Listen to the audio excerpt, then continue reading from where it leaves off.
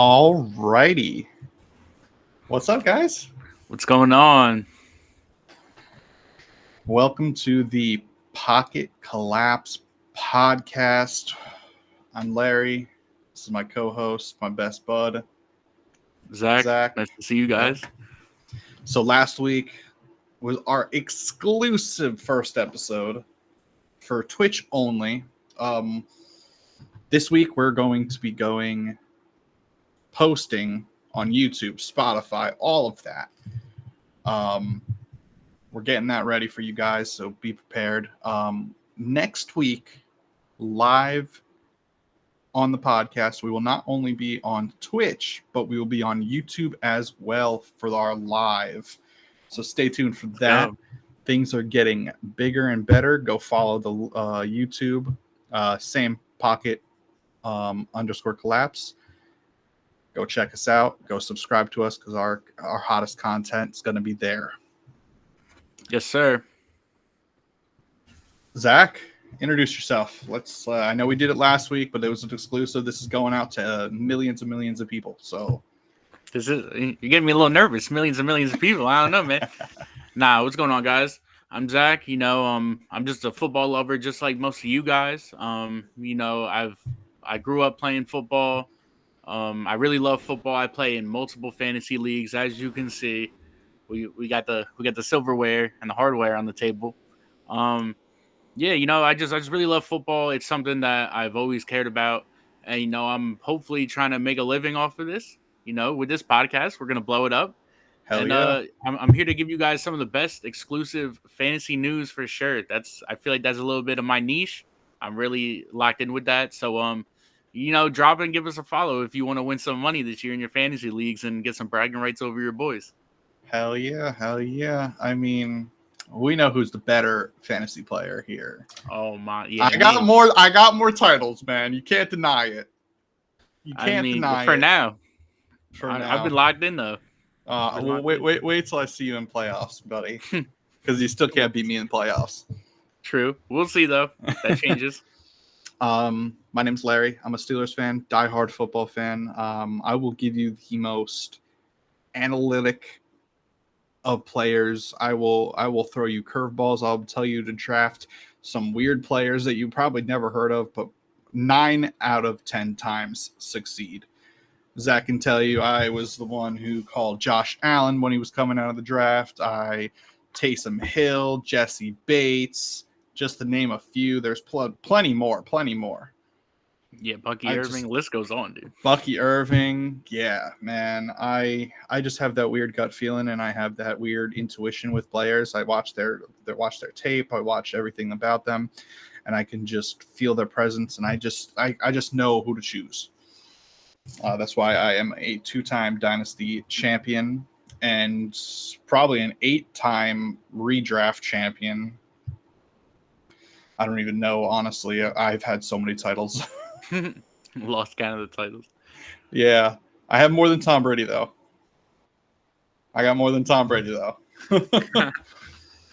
All right. So last week in our exclusive content, we did give some sleepers and we did give a couple hot takes. Obviously, we're going to give them to you. We're not going to not give our biggest fun away. So let's go to sleepers first. Kind of ironic because the dude just got suspended already, but only 3 games. Only 3 games. That's not too bad. He's still gonna pop off at 3. But my 3 sleepers for fantasy were gonna be Jordan Addison, Kayson Boutte, and Joe Flacco himself. That's still crazy to me, dude. Yes, sir. I can't. Those 3 are my sleepers for fantasy. Some people you might need to just keep an eye out. Zach, go ahead. My 3 sleepers, one of them isn't like a super sleeper, but like I feel like for where he's getting drafted in redraft, he's definitely a sleeper. I'll start with him. It's David Montgomery. He's going in the 6th round in drafts. I think he's more of like a 3rd or 4th round pick personally, based on what we've seen production wise. The other 2 are pretty big sleepers. It's going to be Tyjae Spears, backup running back for the Titans, And then the backup running back for the Bears and Roschon Johnson. These are 3 guys that keep an eye out for this year, for sure. All halfbacks, too. Interesting. Yes, sir. I mean, don't get me wrong. I think Tajay Spears has always been a solid backup. He's produced. Absolutely. Johnson, I haven't seen much of him. I haven't seen much news on him. I did hear a little bit that he is doing good in camp, but not much news on that front. And David Montgomery, I've been a fan of David Montgomery since he was on the Bears, so I can't say much about that. All right, for our 3 hot takes that we had on our exclusive video, do you want to go first or shall I? I think I'll go first. Okay. So for my 3 hot takes on the Twitch exclusive episode, I started off with Jackson Dart will start 0 games for my New York Giants in 2025. I think it's going to be the Russell Wilson show this year. Second, I have Drake May will establish himself as a top 7 quarterback after the 2025 season. I think he's going to take that step, and I believe the talent is real there. And third, I had Devon A-Chain will break fantasy football and finish as the running back 1 over Jahmyr Gibbs, Bijan Robinson, or any other running back that you have in fantasy football. He's going to be number 1. It's crazy, especially I forgot. And like we were talking about it, how Wright was back in the backfield. They picked up Olive Gordon as well. They did, yeah. They drafted him in the 6th round. That's a loaded halfback room. I can't imagine him being number 1, but like he has the skill for it. So he has that game-breaking ability, the game-breaking speed. It's crazy. All right, my 3 hot takes were pretty hot. Zach, one of them, I know you dropped the mic on that one. But my first one, Cardinals will have a top 3 pick this year. Mm-hmm. I just don't see their defense. All they have on the top of my head is literally Budda Baker. They lost everybody, Byron Murphy, all of them. Their offense consists of James Conner, Kyler Murray, and Marvin Harrison Jr. That's it. That's it, right? That's it. I just don't see them going far. The next one I got is my Pittsburgh Steelers re-signed TJ Watt. And the last time we re-signed him and extended him, he tied the sack record and won Defensive Player of the Year. Well, this year, he's going to break the sack record. He is going to break the sack record this year. I have it right now. You can clip that. You heard it here first at the Pock Collapse Podcast. Boom.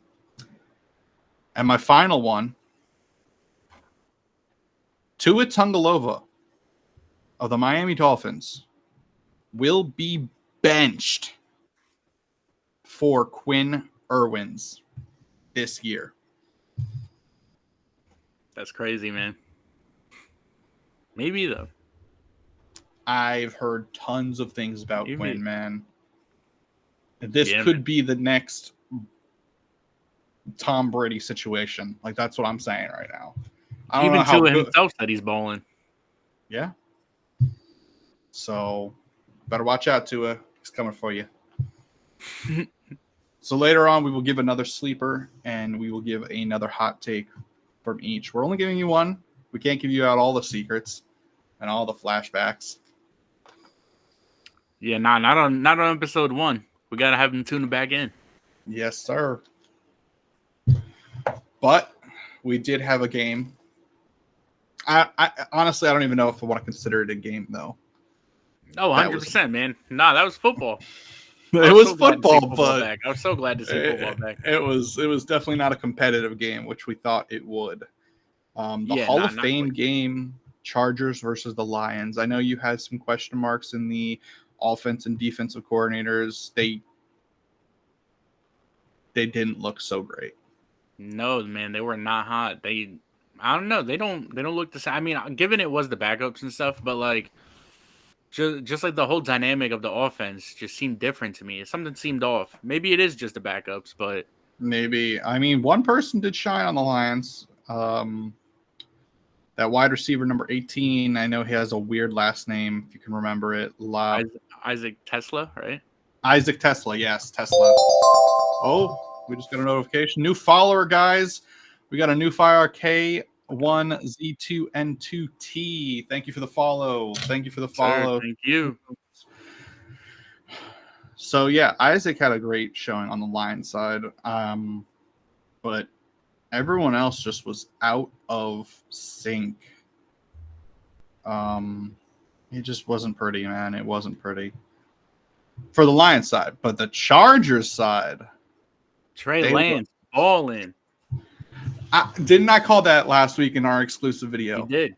You did call that. I knew he was going to be good, man. He always balls out on preseason. Yeah, Jim Harbaugh's getting him right for sure. He played well. What did you like? What did you like in that game? What any particular person? Any things you saw that you liked around that game? So, I mean, he's getting a lot of hate on Twitter and all over social media for that one run where he tried to bounce it outside. But Omari and Hampton, I thought he was solid for those guys. I mean, he only ran the ball 4 times, but like he had one good run where he was physical. He put his head down and then he got like 9 yards. That was totally solid. I think if he like fixes the whole bouncing the outside situation that he had, he would be pretty solid. And when you rewatch the clip, you'll see that the wide receiver, which was actually KLS, he did not block his guy at all. If he blocks that guy, that might be 6. But KLS also, to that point, did ball for them. He had that touchdown catch, and he had like 60-something yards. He balled for sure. Those are 2 guys that really caught my eye in that game, aside from Trey Lance, of course. I mean, Trey Lance was amazing. I agree. Hampton played hard. Again, that one play, I was criticized on it because if you're in the NFL and you're 3rd and 2 and you have a clear shot to get that first, go for the first. Don't go for the touchdown. Agreed. Don't act all high and mighty. You're a rookie, but that's something that he's going to learn. He's going to evolve in. He's going to get better at. I already know. Once Najee Harris starts playing, he'll show him the ropes. He'll help him out. I bet he's already helping him out because he is at training camp. Is he at training camp? Yeah, I didn't know if he was still out with that like blown up eye. Yeah, he's at training camp. He is walking the fields, doing laps on the fields, but not high activity. I did read that this week. Yeah, I did like a couple of like KSL. He was amazing. You know who else really shocked me? Will Dissly. Yeah, he had that touchdown catch, right? He had that one touchdown catch, and if you actually watch it, he actually made some solid blocks, some solid reads, and was a good check down for Trey Lance in the beginning. I think he might be something to keep your eye out on. Will Dissly's one of the better blocking tight ends this league has, honestly. And I think he's improved on his catching game now. If he really starts picking up, he might be a threat in the tight end field. A little 2 tight end action for the Chargers. That'd be nice to incorporate. Yeah. So we saw yes, they were backups, but we saw the play style. We saw the coach calling. What do we expect for these 2 teams in the season? I still do have faith in the Lions team, given that it wasn't their starters, and they still showed even the little bits with Isaac Tesla. I still feel like they'll be able to bounce back. I feel like that team is just too talented. You see Jameson Williams, you see Jahmyr Gibbs, David Montgomery, Amon-Ra St. Brown. I feel like it's going to be hard for them to fail. But the Chargers, I feel like the Chargers are really going to be locked in. That defense has gotten a lot better. They added Hampton. If he turns up, we'll see what happens. I mean, but Harris too. Yeah, exactly. They added a bunch of pieces. And Jim Harbaugh is really taking a mold of that team. I think both of these teams are going to fare very well in the season. What about you? What's your thoughts on those guys? Well, like I said with the Chargers last week in our exclusive first episode, not our official first episode like today, but I did say the Chargers have the biggest threat to dethrone the Chiefs in that division. And they proved it. They played phenomenal game against a team that was considered both Super Bowl favorites last year and this year. So, I mean, yes, it was the backups, but still, like, they're in the NFL for a reason. Backups or not, they still are better than the average player, and the way they played was just phenomenal. And I really think the Chargers are going to go far this year, and they're going to be a force to be reckoned with. The Lions, I was kind of disappointed. I thought this was going to be a lot closer game. Brandon Allen sucks. I'm sorry. Terrible. He was, oh my gosh. That was just horrible. I think they should be worried if something happens to Jared Goff, because that's the biggest problem they're going to have right now. If Jared Goff goes down, the Lions go down because they have no backup. Yeah, I like Hendon Hooker a little bit, but he really didn't like blow me away with anything on the field this past game. So yeah, I think I agree with you. If Jared Goff goes down, I think the Lions are going down as well. Yeah, I think Jared Goff is just that centerpiece, and they really didn't focus on the behind like they did in every other piece. Like if Jahmyr Gibbs goes down, you have David Montgomery. If Amon-Ra St. Brown goes down, you have Jameis Winston, like Williams. You have the backups in the other positions, but that center stone, which gets hit the most, gets pressured the most, it's not looking good for the Lions if that backup. I mean, most teams have a solid backup.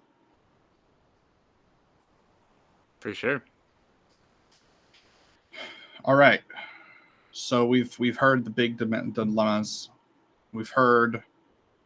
I mean, if you're a football fan, you know what's going on. Trade demands, contract disputes. Let's go to your division first. The big man, Micah Parsons, or to Jerry Jones, Michael Parsons. So insane. Will he actually get signed? Do you think he's going to get signed with the Cowboys? No, he's not getting signed, man. I think that bridge is so burned. I'm not sure I've really seen a player like go out and like speak against their current team like I've seen Parsons. Like he was like, I don't want to play here anymore. I have no desire, blah blah blah. Like, yeah, no, he was really going off. And I definitely think they're going to trade him. Like the Cowboys have allocated so much cap already to guys. If they were to sign Parsons to the deal that he wants, they're going to be putting like 40% of their cap into like 3 or 4 guys. And that's just not going to happen. Like Dak Prescott is the highest paid quarterback in year-to-year average. So, like, I just cannot foresee it at all. So I think he's going to get moved. Well, as I was listening to other podcasts and NFL insiders and all that other stuff, I heard that Jerry Jones and Micah Parsons was in talking on one, and they agreed on to a term, but not officially, like not on paper. And Jerry Jones, I guess, this is from NFL insiders, Ian Rappaport. I believe that's who shared this insight. But he said Jerry Jones wanted to sign his other pieces before signing the big piece. So, like you were saying, he's giving out all this money to other people, but not signing his big star. Because I already know last week they were talking with the cornerback the linebacker Overshaw. I think that's his name. For a contract extension. Why are we signing somebody before Micah Parsons? I don't get it. I don't get it. Yeah, nah, me either. I mean, you want to keep those small guys too, but like when you have like a game-breaking player like Micah Parsons, that's somebody that you want to get a deal done with ASAP, especially before the market keeps going up and up and up. Because now he's gonna want more than TJ Watt. If he would have signed like 2 months ago, he could have like tried to cut that. And another crazy thing is he doesn't even want the money. No, he tweeted out recently, it's not about the money. He would play for $80 million a year, and he wanted it. Last year, he wanted to get the deal done early so he can be a bona fide future Cowboy. I honestly do not think he cares about the money. I think he just feels disrespected, and I just don't think they treated him right. I mean, I definitely agree. Yeah, he's not been treated right with them. In that whole organization, so especially hating on him for getting hurt and stuff like that. Like, come on, yeah, man. that was wrong. That was wrong. You can't They're playing ball. They're going to get hurt. That's the name of the game. So, if he gets traded, where do you think he's going? I think he's going to the Chargers, low key. Really? Okay. I could see that 100%. Yeah, Mac is getting older. I mean, how many more years does Khalil Mack have, really? Yeah. So I know for your sake, he does not want to go to the Eagles. So you're good with that. Please, no. It's the last thing. So the three teams that I've seen him interested in, two big ones, which one is my team, the Pittsburgh Steelers, which would be insane. Don't think we have the cap room for him, but that would be insane.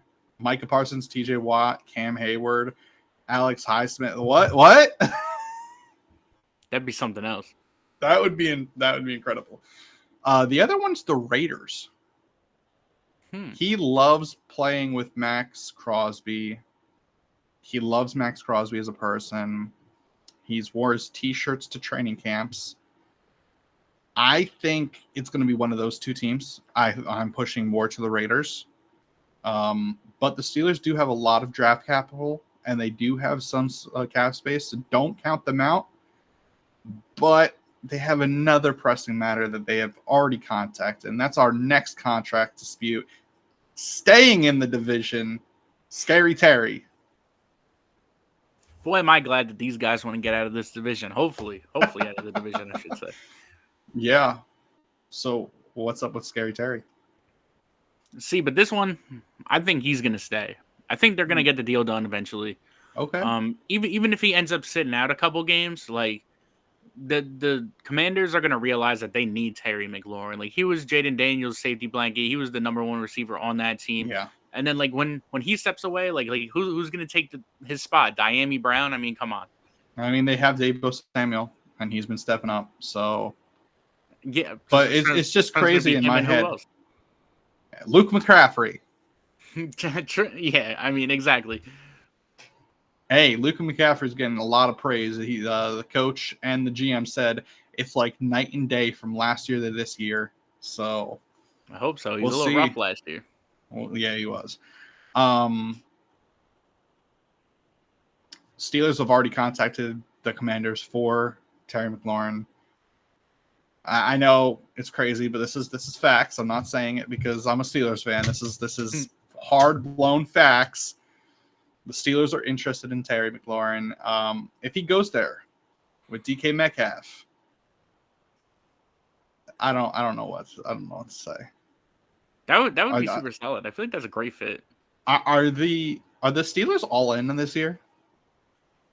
Like, I mean, I definitely think so. If you sign Aaron Rodgers, you kind of got to be all in, right? True. His last hurrah. And then, like, if you get him, you trade for him. Yeah, nah, man. And then trade for DK. If we ended up getting Parsons and Terry, that'd be something else. I know I gave you that scenario where it's possible. It's possible. I hate to see him go, but trade Highsmith and like a second or third rounder for Terry McLaurin, and then go deep into your draft pools, get a first out there for Micah Parsons. It's definitely possible. They have 12 draft picks this year. 12. That's pretty loaded. That they have a lot, and that's not the Steeler way. So true. But I do agree with you though. I at the end of the day, I think the Commanders are going to keep Terry McLaurin because I don't see it. They've added all these pieces for Jaden Daniels. They did something right for a rookie quarterback, unlike what they didn't do for Robert Griffin III. Exactly. I just don't see them getting rid of their top performer. Yeah, nah, man, me either. He's been such an integral part of that team for so many years. Yeah, it's crazy. Okay, injury center. Not a lot of huge injuries off the top of my head. I looked into it. So, I mean, Cam Scatterbo has a hamstring. Any news on Malik Neighbors? How is he doing? He's good. He's balling. He's mossing our cornerbacks every practice. He's unreal. He's looking good. Yeah, he's back. Sad thing about the Steelers, their rookie quarterback will probably not be getting any preseason reps because he hurt his throwing hand and we're missing 3 weeks, which is unfortunate, but hopefully he doesn't need surgery, which is good. And that's always good. You always want to avoid surgery when you can. Yeah. So I am happy about that. I did there was one big injury. I think there was. Khalil Shakir's ankle? He's going to be out a couple weeks. I think.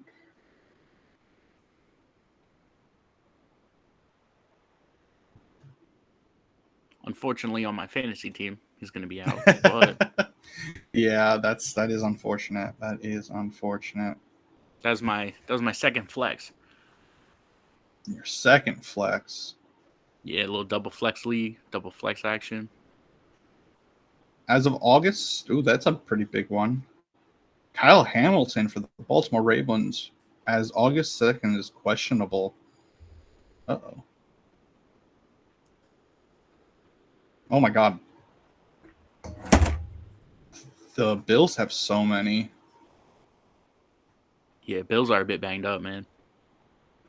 Yeah, they're hurting. Yeah, nothing big is popping out on my lookout list. I don't see anything huge on here, so yeah, pretty much the same ones. I mean, if we get any news, we will, of course, run it. We never miss a beat. So, all right. Fantasy football time.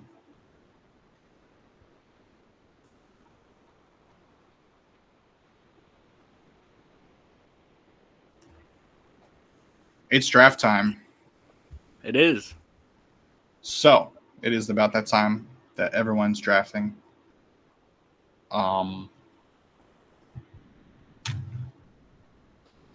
Give me 1 second. Doing so much prep for my future drafts, man. I just had a draft probably about a week and a half ago. The team came in pretty well. Yeah, I did see their team. Super, super awesome.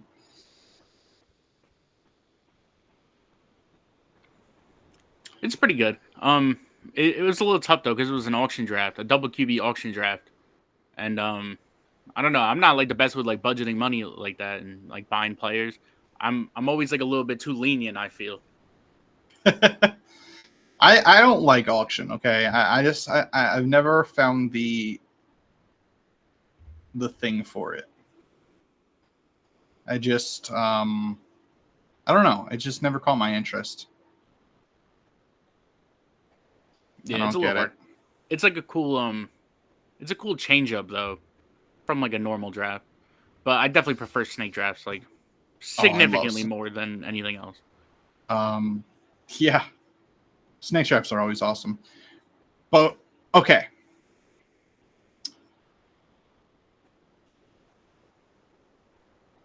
Let's just say normal league is 10 people. First round. You got pick 1. Who are you looking at? Jamar Chase, hands down, inevitably is him. I don't think it's a debate, personally. He outscored Justin Jefferson by 85 points. That's such a big gap. When was the last time a wide receiver was like ranked the first overall pick? I don't remember. Antonio Brown? I don't think he was. Nah, I feel like he was. Maybe. I don't know. When he was hot. Because there was AP during that time too. Valid. But I don't know. I'm pretty sure I took Antonio Brown 101 one of the years. Really? Okay. Yeah, he was a beast.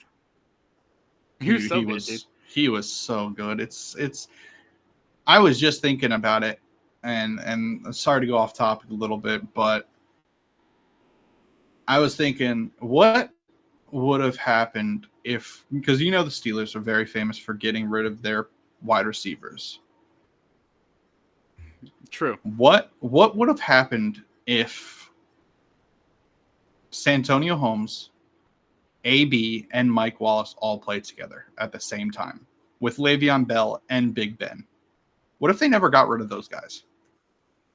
That would have been crazy. That would have been such a fun offense to watch. Yeah, I was just thinking that the other day, or like even Plexico Burress was really good with the Steelers. Sammy Coates, that unknown name, Sammy man. Coates. Emmanuel Sanders. Like, what if they never got rid of them and they just stacked their wide receiver core? That would have been, yeah, man. That would have been so loaded. It would have been ridiculous. Sammy Coates. I haven't heard that name in a long time, dude. Long time, right? That's crazy, yeah. Pulling out one of the big guns. You know who was a Steeler I thought was going to be really good, but he ended up not being good? Jerry Archer. He was a little undersized, but, dude, he was so fast. Oh, that running back from Toledo? Yeah. Yeah, dude. He was fast. He was fast. He broke the 40-yard dash record that year, right? I don't think so. No, I think he was 2 seconds off. I think he was 2 seconds off. He almost beat it, but he didn't beat it. He was a Madden legend, though. He was a Madden legend. At 99 All right. speed. So let's get back on topic with fantasy. Pick 101, Jamar Chase. I actually do agree with you on this one. I just don't see anybody else getting outperformed. Yeah, man. I mean, 85 points over the wide receiver, too. Like, that's unheard of. Yeah, and Joe Burrow and him, their connection is unbelievable. Yeah, even dating back to the LSU days. Yeah, so 102. I mean, people have Bijan, people have CMC, people have Barkley. Who are you going? Saquon Barkley. I mean, we saw it last year. He almost broke the rushing yard record. That team is just so efficient. He's so efficient. He catches passes. He scores so many touchdowns. And yeah, so you're not with you're not with the majority on this one. I'm not. No. A lot of people have Bijan Robinson going at 102. A lot of people. So many. I don't understand it. I don't know how you can have him over Saquon Barkley after what I'm actually going to go not the majority and not with you, and I would pick up CMC. No way, dude. 102. Yeah. 102 CMC, man. CMC at 102 with his double Achilles tendonitis. Yes, sir. That's crazy. I don't know, man. He looks more healthier than he's ever been. They've even said it in the camp. I would take the risk because you know how good he is. He's a running legend. He's a catching legend in a PPR league. Now, okay, are we talking PPR or regular? Because then that changed. Okay, PPR, yeah, CMC all day. Yeah, if you don't play PPR, you're weird. I'm sorry. You're a bit behind the bus there on that one. Yeah, but CMC, he's just if he stays healthy, he's top 3 material all day long. I mean, I definitely agree. It's just with that injury history, like I just can't do it. And then the double Achilles tendonitis, I cannot take him at 102, man. I would take him at 102. I would. That's crazy. Risk it. I would risk it. I'm sorry. I would risk it. High risk, high upside, though. That's what they say. Exactly. And I'm also a waiver wire fiend, so I'll figure it out if he does go down. That's valid. Yeah, I'm also very superstitious, and you know me and the Madden curse, man. That thing runs deep in my veins, so Madden curse. True. I mean, am I wrong though? Especially for running backs. Nah, the Madden curse is 100% real, I think, man. 100%. It is. 100%. Something goes wrong, period. Something goes wrong. One way or another. Absolutely. So hopefully Saquon can break that, though. I'm very superstitious. That's just my head. So especially with the Madden curse, I have followed that very thoroughly, and I don't want to touch that with a 10-foot pole, unless I'm getting him at 110. That would be my 10-foot pole. 103. You would think it would just be these three, right? CMC, Barkley, or are we putting a Jettison there as well now? What are we going with 303 or 103? Sorry, 103. I mean, I'm not going with any of that. I would take Bijan right here because I didn't take him at 102. Yeah, I think that's straight. I think he has the better upside than the other guys personally, and I feel like running back is a little bit more thin than receiver.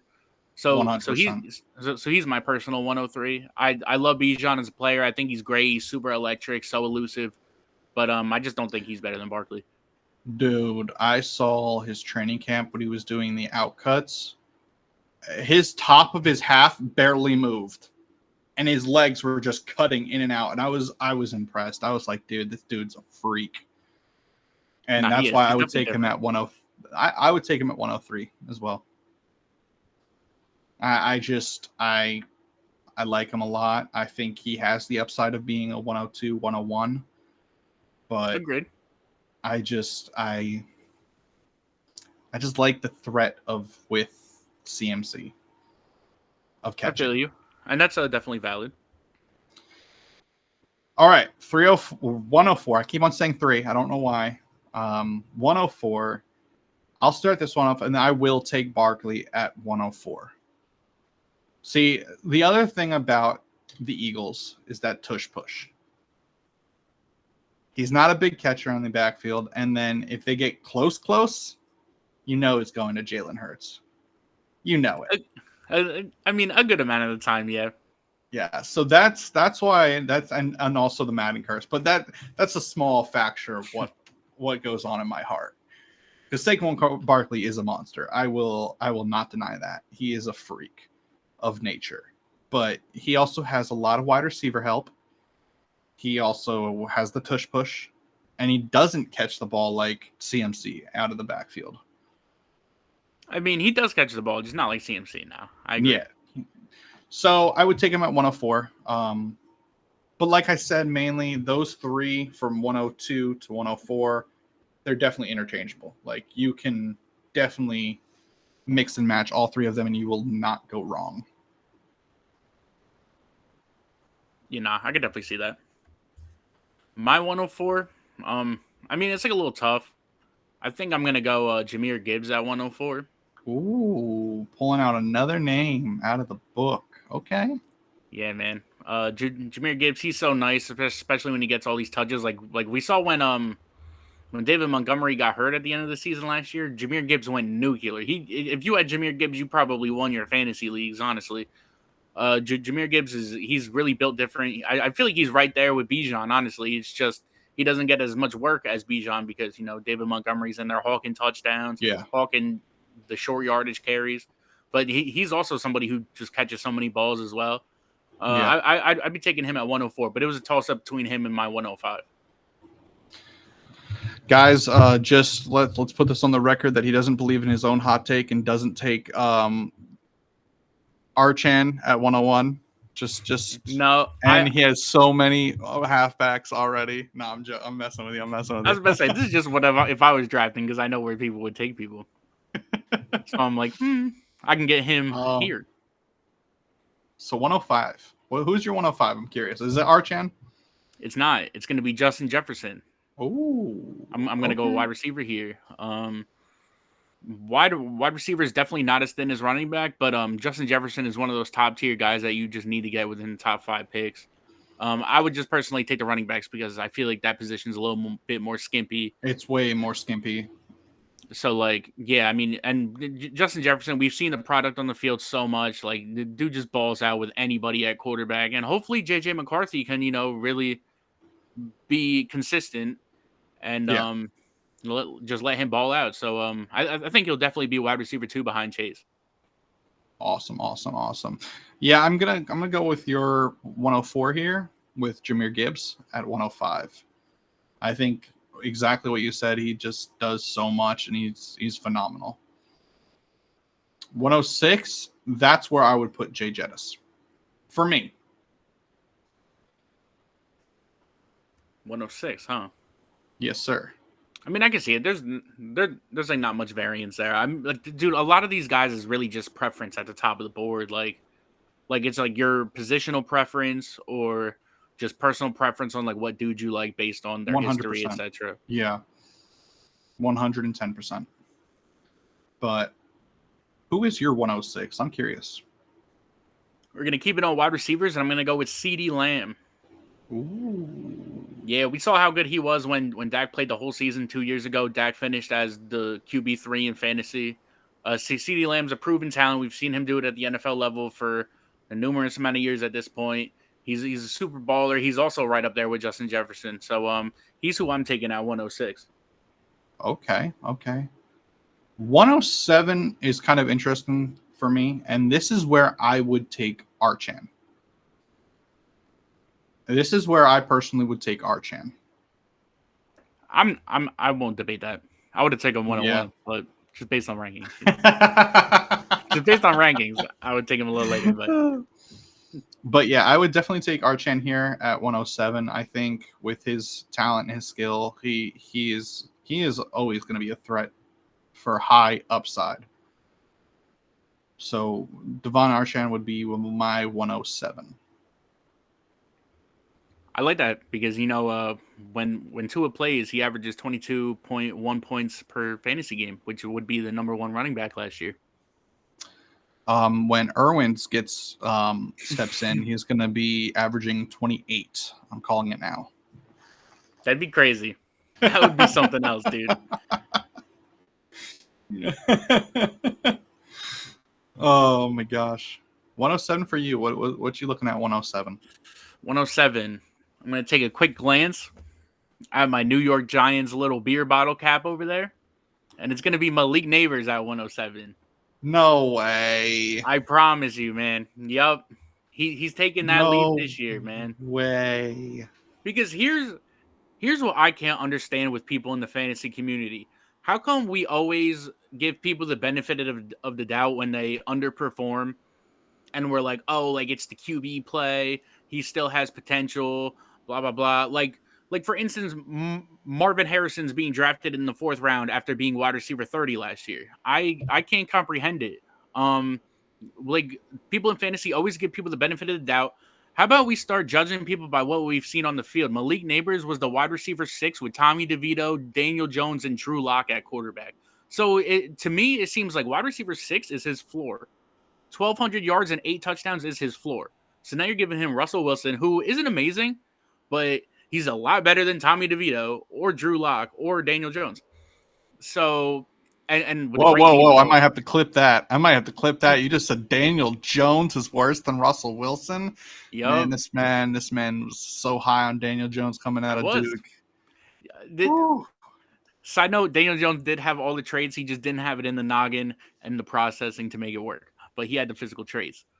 Yeah, man, Neighbors, like, and like you see the camp reports, he's mossing everybody. It's like every time you see the ball thrown his way, he's coming down with it. So he's my 107. I think I think he has potential to finish as wide receiver 1 this year. Oh, that's a hot take if we ever heard it. You might have just got an extra hot take, guys. 2 for 1 special today. You know what? I'm not going to debate you on this because I actually have a rookie from last year in my top 10 as well. But it's not. Well, actually, I have 2 technically because Malik Neighbors is one of mine.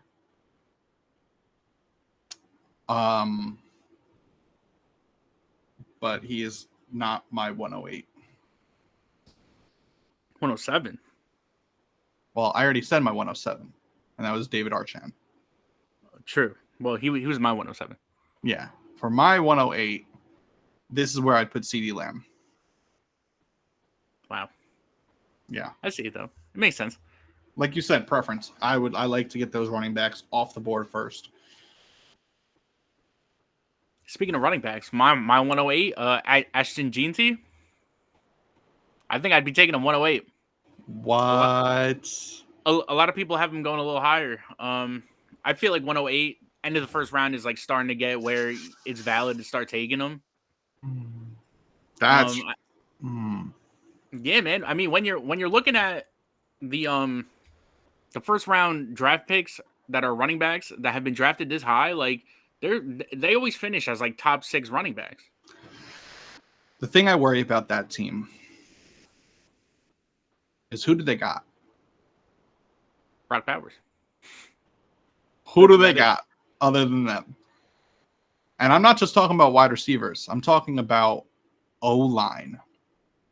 Colton Miller. I'm talking about like the whole team in a general is just, don't get me wrong. I think Ashton Jensen is going to ball out. He's going to be a beast with Brock Bowers. I think they're going to be great. I think they're going to be fine. But would I take him at 108? I think so. I don't know. Because I don't know. I'm also one of those people that don't take rookies high in redrafts. So yeah, nah, you've never been like that. Ever. No, I've never been like that. Not even Josh Allen. Even people I've been high on, I've never taken high on redrafts. It's definitely sketchy. Just my. What do you mean sketchy? No, like it's sketchy taking a rookie. Oh yeah, because you just don't know. Because I mean, Jamar Rosen. Wait, what? There's so many rookies that were so hype coming out of the college and fumbled in the NFL because it's just a whole different ball game. And that's where my mindset keeps thinking. I give you balls for that, man. I give you balls for that because if he falls to the second round and me, I'm picking it, especially if I have like the 110 and he's still there. I might pick him at 110, but I'd probably get 201 with Ashton Jensen. But it's respectable. It's definitely a ballsy pick for sure. I just feel like he's gonna get the crazy spam. You don't take a running back that high and not give him crazy work. Yeah, no, that's true. My 109, this is where I will put Malik Neighbors. I just don't see any other wide receiver output. I don't know. There's not many other people I would put in front of a talent like that. Respectable. The guy's a baller. He is good. I will admit. I honestly think he's better than OBJ rookie. Ooh, that's a hot take. You want to talk about me making hot takes? Neighbors better than OBJ rookie year. I don't know. That's tough. I think he is. He very well might be. Neighbors is kind of built. I mean, I wasn't a big OBJ fan in general, so true. But you have to admit he was a beast. He was good. He was different. The one-handed moss ball, crazy. That was all he was known for. That'll live in infamy forever. And then the Madden curse hit, and then he fell. Madden curse, just like we talked about before. That's crazy. Yes, sir. What are we at right now? 109? Yep, 109 for you. My 109 is going to be Brian Thomas Jr. of the Jaguars. Ooh. That's why I'm taking 109. It was a toss-up between him and someone else for the final receiver spot. Ooh, I just leaked my 110 probably. But, yeah, it was between him and another guy. I mean, I guess I could just say it because we're not going to go over round 2. But it was between Brian Thomas or Nico Collins. I like both of these guys a whole lot. I think they're both ballers. Brian Thomas had like 1,200 yards last year, and then he finished the year with Mac Jones for a few games. Like, I think he's just going to be a beast this year. And then you put Travis Hunter on the other side. It's going to open up the field a little bit more for him, less double coverages.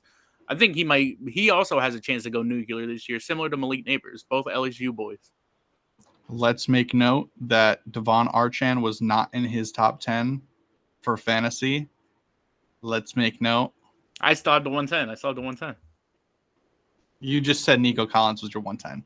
No. I was thinking between him or Brian Thomas for my 109. Oh, okay. From my final receiver spot. Okay. Mm-hmm. Sure. You're just saying now that I'm calling you out. Not trust, dude. I run mocks every day. All right, do your 110. Is this 10, where you're 10 taking Archan? Yeah, it is. Yeah, Okay. yeah, I'll take Devon Achane at 10. I would take him at 101, but a lot of the times in redraft leagues, you can get him on the swing. So, like, really, I would love to pick at the end of the first round, be able to get like Brian Thomas and then get Achane on the swing. That's like my ideal setup. So my 110, like I said, I'm going to give you 2 rookies from last year. We're going to go back to the halfback position. I'm going to take my boy Bucky Irvin. Wow, 110? At 110. Over Puka Nacua, over Derrick Yes. Henry. Yes. That's crazy. Over Brian Thomas? Yep. I think he's going to ball out this year. I really do. 110. That's the highest I've seen Bucky Irving, totally. People sleep on him. And I'm not doing by what other people do. I'm buying what I would do. I mean, so am I, but dude, that's crazy. 110, Bucky Irving. You believe in him that much? I believe in him that much, man. I believe in him last year and what he did with him at last year. That's valid. And he should get more touches this year. Yes, sir. Yes, sir. That And was just a good remember, I round. have that 201 as well if I'm 110. So then I can get Derrick Henry to match up with Bucky Irvin. Is that what you would do, though, if you had the 110? Would you take Derrick Henry on that swing after taking Bucky? Or would you go receiver there? I would probably actually take him on the swing. I like to stack my running backs up in redrafts before taking, because like you said, they're slim picking. I definitely would probably take him, but Derrick Henry probably would go earlier than 110 in most. Maybe. He has that name value for sure. Yeah. He's starting to push it, though. He's like, what, 32 now? 32, 30, 31, 32, yeah. The wheels are going to start falling off sometimes. But he's still Derrick Henry. I know. He is still such a beast. And, like, I feel like every year we hear, like, is this year Derrick Henry falls off? Is he going to fall off this year? Is he now too old? And he never is somehow. It's ridiculous. It's ridiculous. So that's if we were drafting round 1. Now, who would you take on the swing? If you had Archan at 110, who would you take on the swing? Because we went to what my swing was. Let's see what your swing was. Based on what I've said already, like based on that ranking. Yeah. Like in my situation, I'm gonna take Nico Collins 201. 201, okay. I mean, that's a solid pick. Solid 100%. Yeah, that guy's a baller, especially if he stays healthy. I feel like he'll finish like right up there with Brian Thomas, Malik Neighbors. I mean, I don't know. Neighbors might finish higher, but I'm also Giants biased a little bit. At least you admit it. Some people don't admit that. As you can see. Everywhere. Yeah, some people don't admit that they're just biased. I am a little bit. Not like totally biased where like I'm like living in a fever dream and like I think Jackson Dart is going to step in and like take us to the like the promised land. But like I do have a little bit of Giants bias for sure. I have a little bit of Steelers bias as well. I'm not going to deny that either. Right. But I feel like we all do, low key. Everyone has low key, but there's some people out there that have fever dream biased. Exactly. Nah, agreed.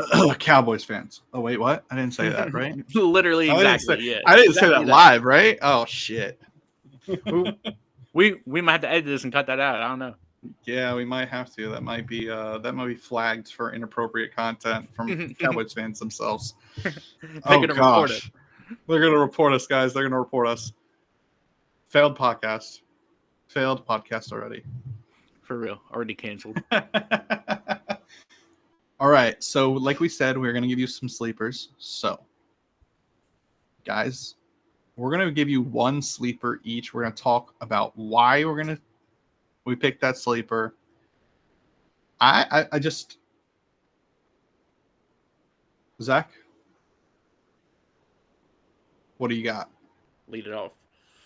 So my one sleeper, I feel like I didn't do you guys really like enough justice last week. I was giving you guys like some guys you kind of know low key. Like I was like saying like David Montgomery, and then in the one section I talked about Ramondre Stevenson. So let's go a little bit deeper. Some people have heard of, maybe some people who are a little bit more casual haven't heard of. This is going to be Jacob Cowing, the wide receiver for the San Francisco 49ers. Okay.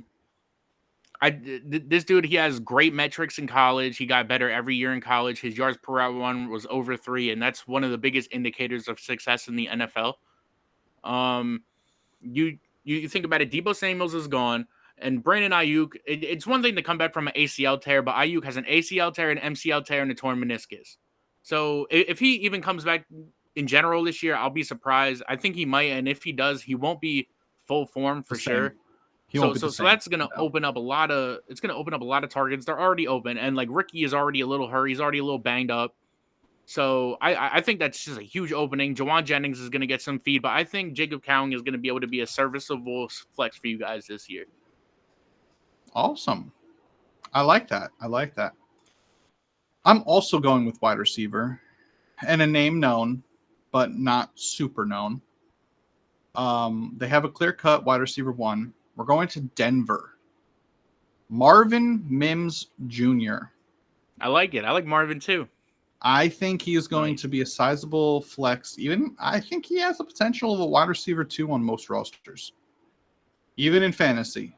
I really do. I think he's going to get a great outlook coming in.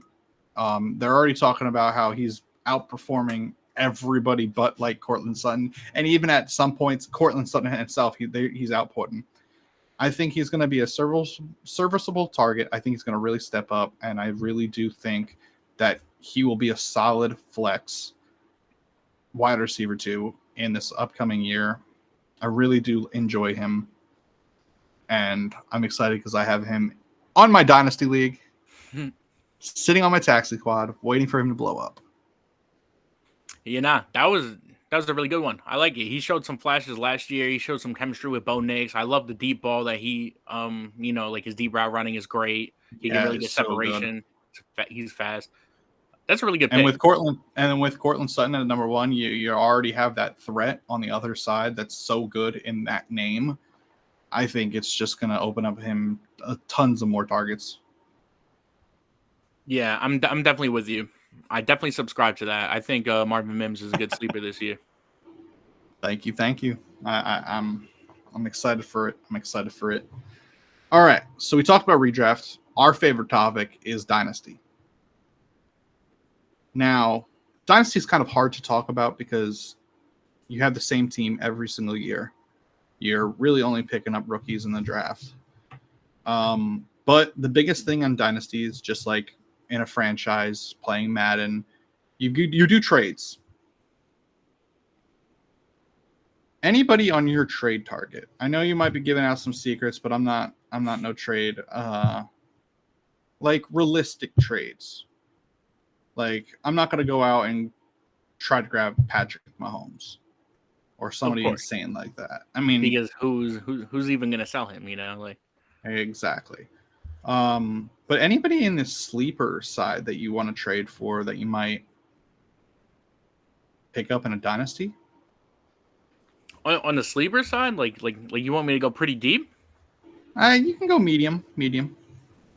So somebody that I think you can buy low right now who would definitely smash whatever you're going to pay for him. I think that's going to be Calvin Ridley.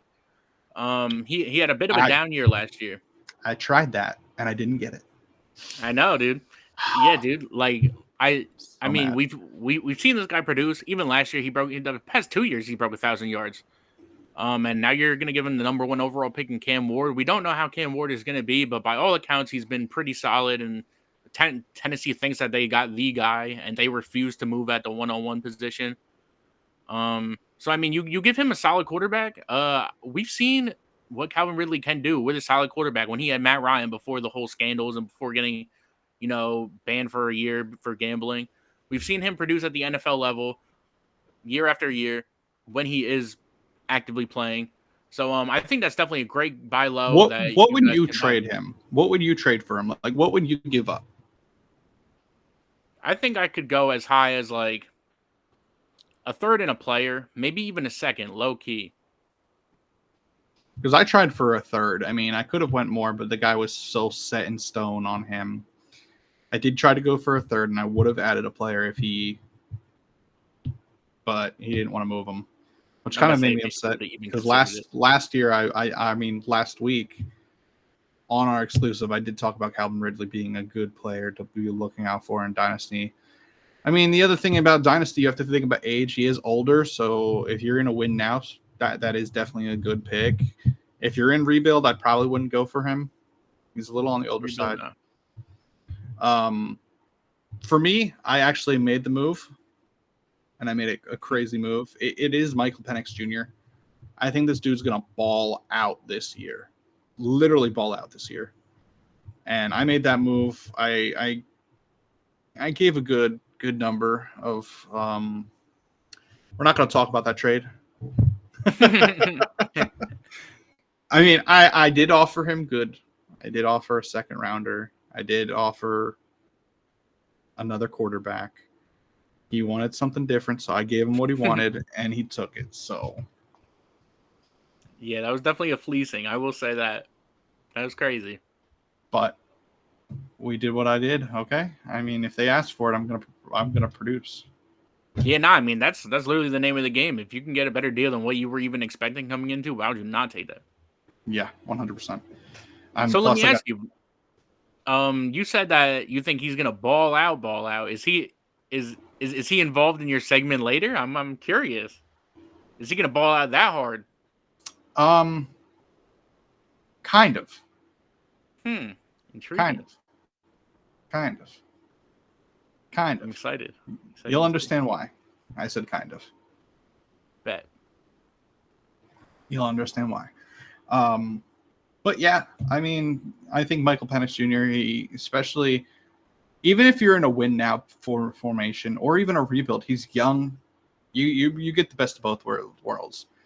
And I think you can give up a second rounder for him, and maybe even a first if the price is right.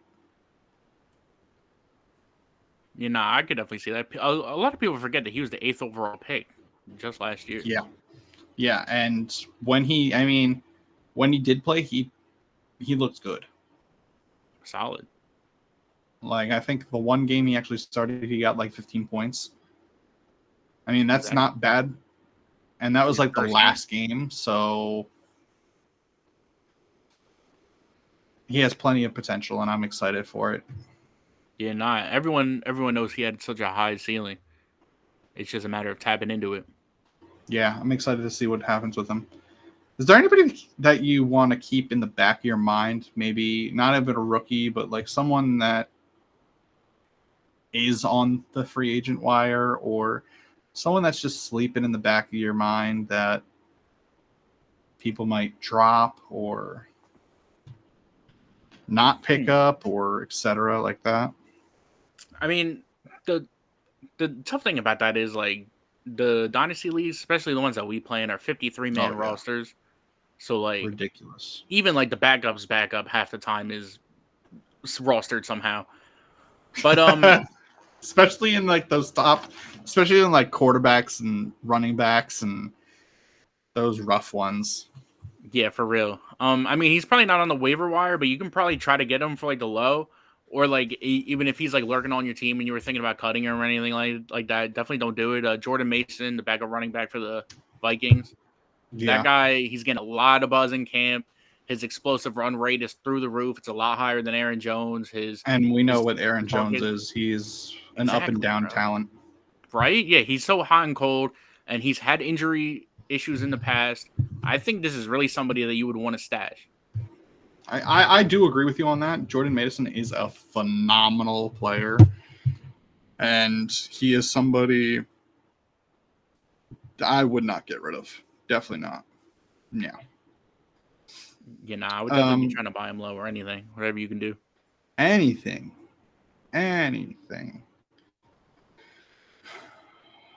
Man, it's kind of hard, like you said. There's just so many people and so many things going around. I mean, there's tons of them. Yeah, it's like when I like look in the free agency of like our league, like the number one running back is like Israel Abanikanda. Like what, dude? Somebody I'm gonna go with, and quote me if I'm wrong. I believe this is his name. He is the backup to the Bills. Ray Davis. It is. He's also on my list. Yeah, Ray Davis, I think, is somebody that you should definitely look at with a James Cook contract going on. He's definitely going to get signed. We don't even need to fight that with like we do with Parsons and Terry. We know he's going to get signed. It's just a matter of when. But he's definitely going to see targets. He's definitely going to get shares. I think he's somebody that you can keep on the up low or buy really low. I totally agree. He's similar to Jordan Mason in the fact that they both have better explosive run rates than their starting running back. And a lot of people don't realize that James Cook has the most points. Like the percentage of his points that he got from touchdowns is bigger than any of the other top 15 running backs in the league.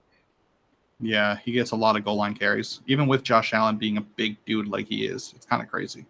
So like if we can assume touchdown regression, because he scored a crazy amount of touchdowns last year. If that regresses, like his points are going to regress so much. Yeah, I agree. I totally agree with you on that. So, and I know it's kind of funny because my buddy who joined in last week with our exclusive content, he actually was just talking to him at work today about Ray Davis, and I did say that he's going to be good, but I do have to agree with him that he is going to be a solid backup and a solid person, especially in a dynasty, because you never know what happens in the future.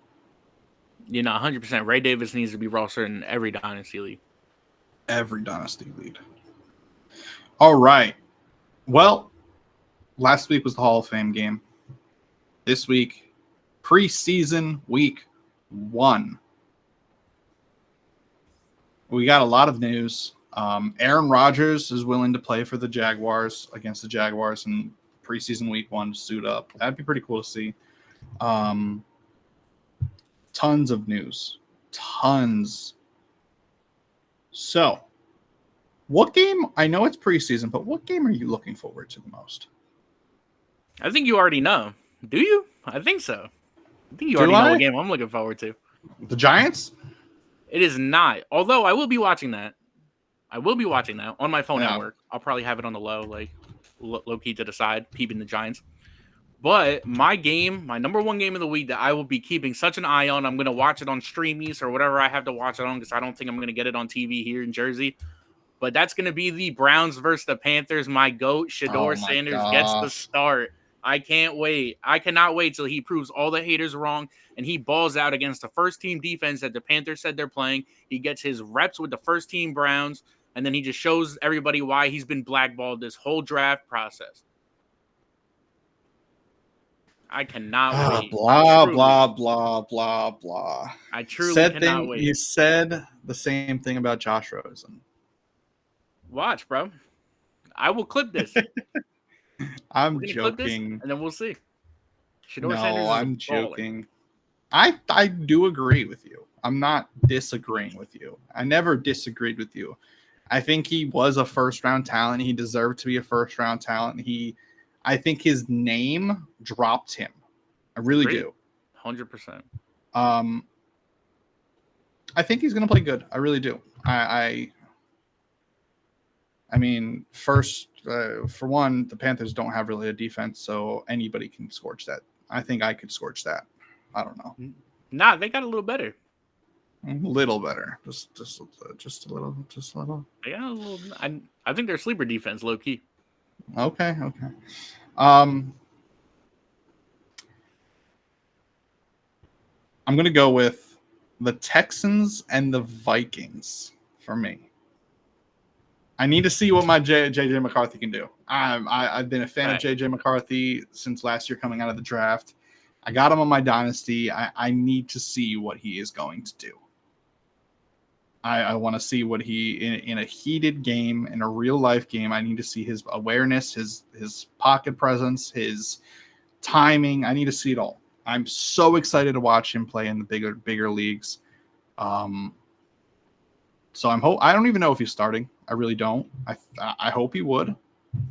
I would have to do some research on that. The other one, I'm actually I'm not going to go talk into that because that's going to be a little later that we're going to talk about that team. Yeah, I But definitely want to see JJ McCarthy get active too, because he tore his ACL in camp last year. We haven't seen him in a single NFL game, even being single, preseason. We haven't seen him in any live action. no, sir. And there's not really much other like high profile games. I mean, the Bengals versus the Eagles. That's going to be a pretty interesting game. Two of the better teams in the league. Yeah. But other than that, there's not. Of course, I'm going to watch my Steelers. I gotta see how they perform. But I also want to see the Titans. Cam Ward, want to see how he shoots the ball. Players to watch. Is there any? I mean, obviously there's tons of players to watch, tons of things to watch. But any like top 3 you got on your head? It's like top 3 things that I'm going to be looking for. Number 1 is definitely going to be Travis Hunter. Is he going to be playing both offense and defense, and will he be starting on offense and defense? I'm pretty sure he's listed as wide receiver 2 and cornerback 2 right now, if I'm not mistaken. Yeah. But I'm really curious to see what his usage is going to look like in preseason and how he performs at both positions and how he's going to be utilized. He's going against Pittsburgh in the week 1. I'm excited to see it. So it's definitely something I would definitely watch out for. My number 1, I already said it, is going to be JJ McCarthy. Somebody I definitely want to see, especially because yes, Justin Jefferson is going to be good with any quarterback, but if this guy is not what he pans out to be, we might be seeing a different atmosphere in the Minnesota. So I think he's going to be fine, but JJ McCarthy is more of an old timer. Like, yes, he has some wheels, but he's more of a pocket passer. So, and this new NFL era is definitely not balled around pocket passers. Yeah, I definitely agree. That's going to be something very interesting to watch. I'm excited to watch that as well, low key. Yeah, I'm super excited. What's your number 2? What do we got? My number 2 is going to be the Cowboys backfield. I've heard some buzz about Javonte Williams looking a little more healthy this year. The most buzz I've seen is about Jaden Blue and how he's been balling in camp. He's looking electric. The offensive coordinator said he's like a Darren Sproles type. So I'm honestly interested to see how they're going to split up the backfield between Williams, Sanders, if he plays, and Jaden Blue, because that's like something I'm really keeping an eye on for fantasy this year, because I do have Jaden Blue in a couple leagues. I got him for the low. So yeah, I'm just curious of how that's going to shape up. I'm definitely keeping my eye on the Cowboys backfield. I'm actually going to agree with you. That's a really good one, but I'm going to go to another team's backfield, the Broncos backfield. I'm going to go with. There's tons of hype with the RJ Harvey. I think that's his name. Yes, sir. RG Harvey, and then they signed J.K. Dobbins, who had a breakout year with the Chargers last year. He played phenomenal. So those two, I want to see what their splittage like, what their atmosphere is going to be like. I also, Marvin Mims Jr., I want to see what he can perform. And I want to see the step up that Bo Nix comes in. And then you got the 49ers side. I mean, that game is just going to be interesting. Yeah, no, definitely. I totally agree, man. For my last thing that I'm going to be watching, it's like a little bit more low-key than the other things. I had to kind of narrow down what I wanted to talk about. But I think this is something that is really going to play out a little bit later into the season as well. A lot of people are saying that they're seeing Stetson Bennett, the third string for the Rams, starting to ball out in camp. He's looking a little better. This is a former Georgia national champion. Him and Jimmy G are battling for the QB2 spot. And as everybody's been seeing from the reports, Matt Stafford, he has been having his back problem. He's seeing his doctor multiple times a week. He's like doing like incline cardio on the treadmill instead of like running with the team. And Coach McVay is calling him every week in and week out. So I'm curious to see how that backup quarterback battle shapes up, because if anything happens to Matt Stafford, if he takes a little lick to the back up too hard, who knows? He's getting up there in age. I'm not sure he's going to be playing the whole season. So this is something I actually did not know. I did not see anything on my boy Bennett. I freaking love Bennett, man. I have not. When he was coming out of the draft, he was like my top 3. I really did enjoy him. I enjoyed his whole atmosphere. He is a little older than any other rookie, I believe, right? Yeah, Well, when he he came is. in. Yeah, he came out a little older, and then he missed a little bit because he was dealing with like the personal issues and all that other stuff. Yeah. I do like him. I would love to see him succeed. I think that would be really cool to see. That is now you got me interested in that. You just got me interested in that. Yeah, look it up, man, dude. Yo, they're saying he's commanding the huddle better than he has in any previous season, etc., etc. So That's exciting. I'm now I definitely am going to look into that because that's exciting. I'm also going to go into a QB battle with my last one, and that's something we talked about a little bit before the podcast started. Anthony Richardson versus Daniel Jones. AR12 versus DJ7. I don't even know. I think it's 17 now. It used to be DJ8, 17. but Okay. Well, anyway, I like Anthony Richardson. I have him on my dynasty. I really need to know if he's going to start or not because that's going to be a rough one for me. Because it For real. also impacts on who I'm going to draft, maybe.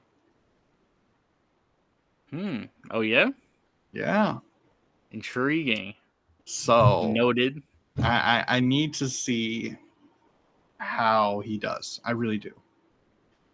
I need to see it because I need to see. And if Daniel Jones looks like way better, okay, I have to go to Plan B.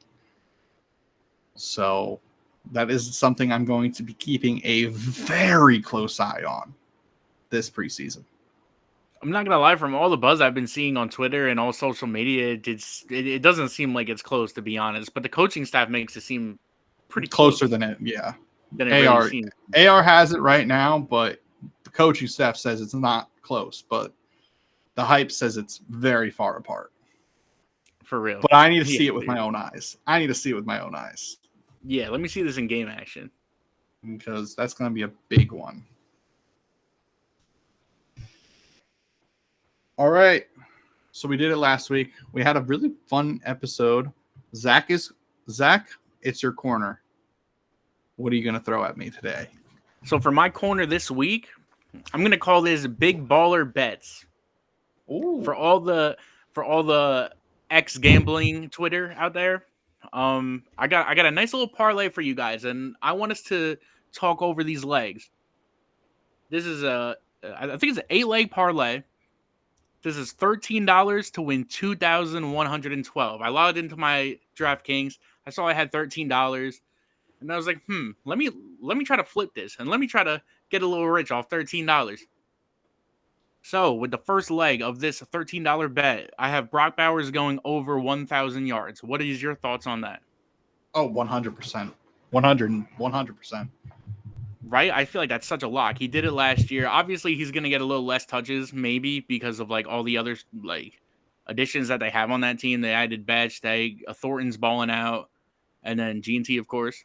But like they upgraded that quarterback. I can't see why he's not going to hit 1,000 yards again. This guy might be the best receiver or the best tight end in the league. He might be like you might be future talking like up there with Tony Gonzalez, Rob Gronkowski.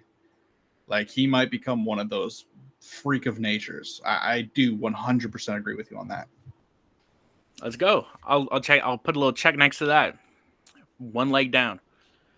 So the next leg on my $13 to $2,000 parlay that everybody who's watching should be tailing if you want to get rich is going to be Malik Neighbors going over 1,150 yards.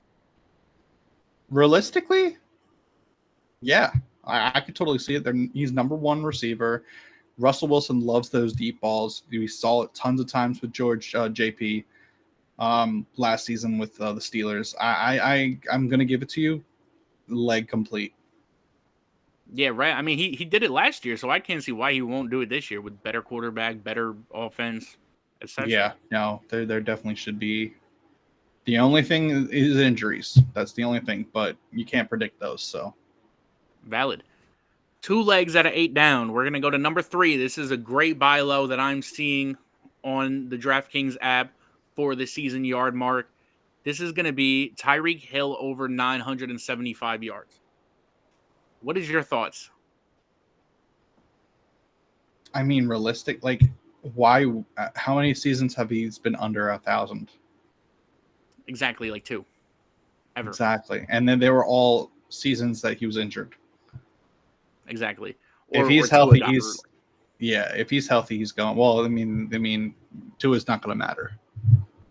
True. Yeah. Right. Especially now with Quinn. Yeah, 2 is not going to matter. He might get 2,000 if Quinn steps in. Who knows? Hell yeah, he's breaking the receiving record. Let's go. All right, so that's 3 legs of 8 down for this get rich quick parlay. Number 4. Now we're starting to get into a little bit sketchier territory. Okay. Will he bounce back? The 36-year-old tight end Travis Kelce for over 700 yards. Oh, that might be right. Oof. What was his receiving yards last year? I don't remember. I believe it was like 782, approximately. He just barely hit it too. Mm-hmm.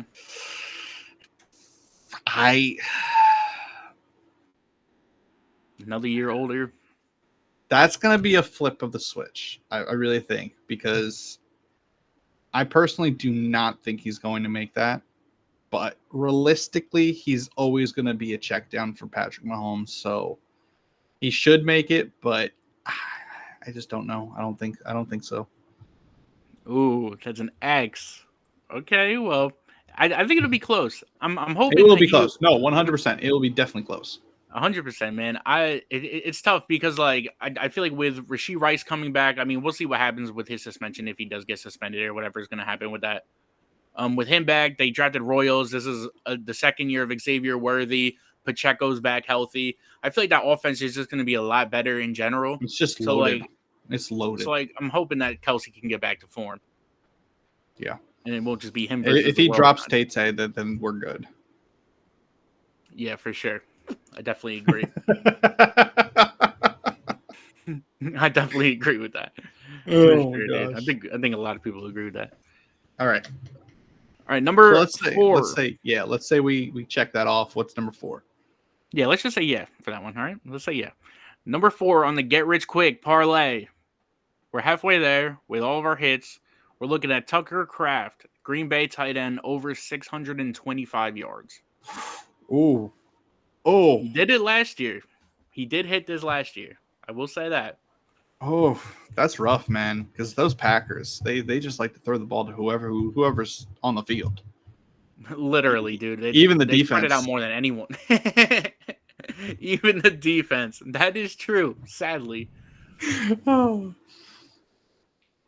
I'm gonna give it to you, but like, I man, those Packers, they hurt my soul, man. I definitely agree. It's going to be tough. And then they just drafted Matthew Golden in the first round. So there's him, and then there's Jaden Reed, and then there's Romeo Dobbs, and then there's Dontavian Wicks, and then there's Luke Musgrave still lurking somewhere. And then there's the defense to pick it off. Yeah, that's definitely a sketchy one. I think that's more sketchier than Travis Kelce. Think so? Yeah. Yeah. I think so. It's definitely close in sketchiness. I don't think it's as sketchy as this next one, though. Ooh. Or the one after that, and probably the one after that. We're just getting more sketchier by the moment. To round off the final 3 of the Big Baller Bets, Get Rich Quick Parlay, number 3 of the 3 is going to be Omarion Hampton for over 825 yards. What are we thinking? Oh. Honestly, I think he has a better... I want to give him higher than freaking Koft, actually. The Green Bay tight end. I think it's more realistic. I really do. Think so, yeah? Yeah. Even with Najee Harris there, if he comes back? Yeah, I think... I actually read a report today that they are saying that Hampton might be halfback 1. Even if Najee comes back. Yeah, so... I might have been able to lock that in at a value then. I hope so. I think so. I think that's a good one. Let's go check. I might be rich. I don't know. But will I be rich? Better share with me. I'll slide you some bread. Rashid Shaheed, over 700 yards. What are we thinking? 100%. There's no one else. There's no one else to throw that ball to. That's literally what I'm thinking. He was on pace for like okay, 1,200 Chris last year Olave is before coming injury. back, but like, I don't know. Do you think the QB play will be too sketchy for that though? Honestly, no, I don't. No. No. Rattler or Shaw will get it going. Yeah, I believe in Rattler. Okay, I believe in him. Kind of I've actually upset I seen a lot dropped of him. people liking Yeah, him, dude. I dropped him last year mainly because I didn't have like the room for him on Dynasty, and I regret it now. I feel that, especially now Yeah. that he could be starting. That's what it looks like. He Oh, low key. After doing a little bit more looking and a little bit more I deep told you diving, last week. he might be a little better than Shaw. I don't know. I told you last week. You did. I will say that. All right, So what's it the made me last look one? into it. The last leg to get rich on big baller bets that we've looked like we've hit on all of these. Wide receiver for the Texans, Jaden Higgins over 650 yards. Larry, am I getting rich? Let me know. I need to know. Am I getting rich? Am I getting $2,000 off $13? I think you're getting rich, man. I Let's think go. Higgins honestly is going for 1,000 yards. That's what I'm saying, dude. That's I literally what I'm saying, dude. I think that's a good one. The three sketchy ones are definitely the two tight ends. That's the biggest two. And then the Hampton one's probably the third sketchiest, but it's also a pretty clear one. Mm-hmm. I think the rest you should be good.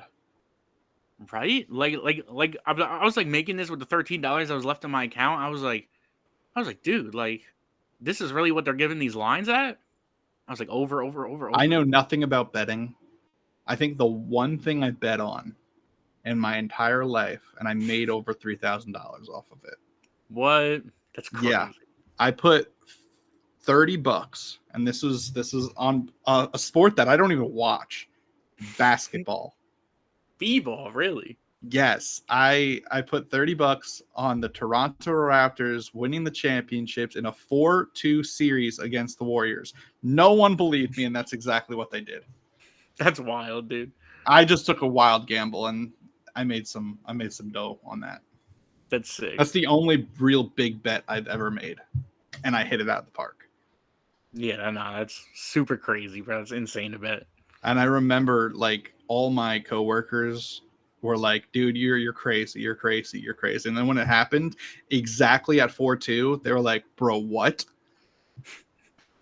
Yeah, nah, that's some psychic stuff, dude. I don't know, bro. That's crazy.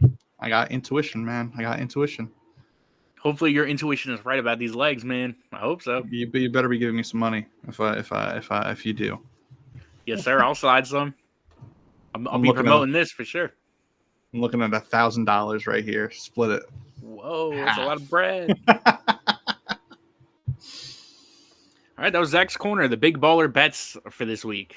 That was cool. I like that. I'm not a big betting person, but that was interesting. I enjoyed that and definitely did. All right. Now, this is something I wanted to do with you. I've saw a lot of tape on it, and I've saw a lot of lists on it. Top 10s in the league currently. We're going to obviously not do every single position this week because we don't got that time. For real. But we're going to start at the cornerstone. Quarterbacks. We're going to go one by one, give each other's all the way down to 10.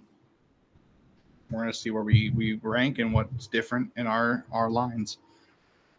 I think we're pretty much in a consensus that the number one, at least for me, and I'm pretty sure it's you, is Patrick Mahomes. Oh. Oh. I didn't know that's what we were talking about. No, really? Yeah? Yeah. Patrick Mahomes, number one? Number one. If it's not, I mean, Nah, I said, he's not my number one, bro. The top three is very interchangeable, so. I definitely agree. My number one is going to be the jersey I'm wearing right now. It's going to be Josh Allen. That's who I got number one.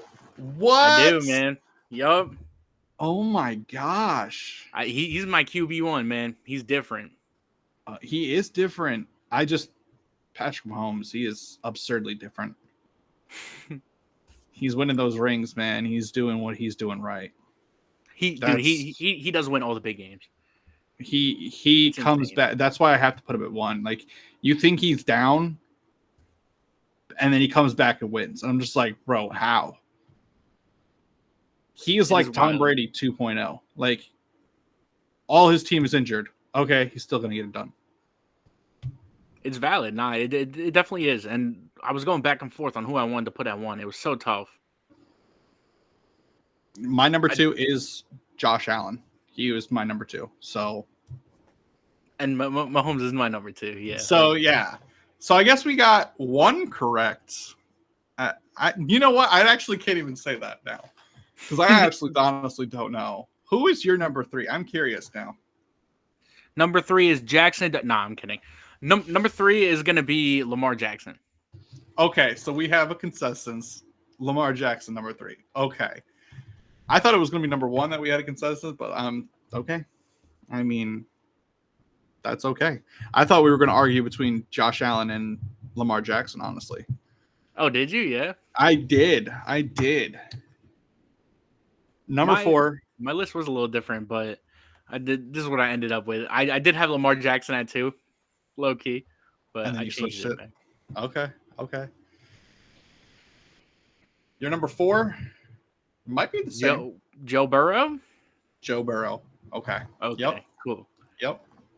Now, this is where it gets interesting after 4, though. Oh, yeah, dude. My number 5 is definitely interesting. Me too. Okay, well, who's your number 5? Jaden Daniels. Ooh, you're putting him up there? I am, dude. That kid is nice, bro, and he's making it work with that Commanders team. He really is nice. And he is in my top 10, but he's not my number 5. Baker Mayfield is my number 5. Wow. Number 5, Baker Mayfield, top 5 NFL quarterback. Yeah? Yes, sir. That dude, 180 from when he was on the Browns to the Bucks. Oh, yeah, definitely. He looks like a freak of nature now. And I love it. And I'm on the Mayfield. I'm on the Mayfield train. I like it. He's also in my top 10, just a little bit later. I wonder if we have them flipped. That'd be crazy. My number 6 is going to be, unfortunately, I don't even want to put him on the list because I don't like him because he's a rival of my Giants and he beats us twice a year.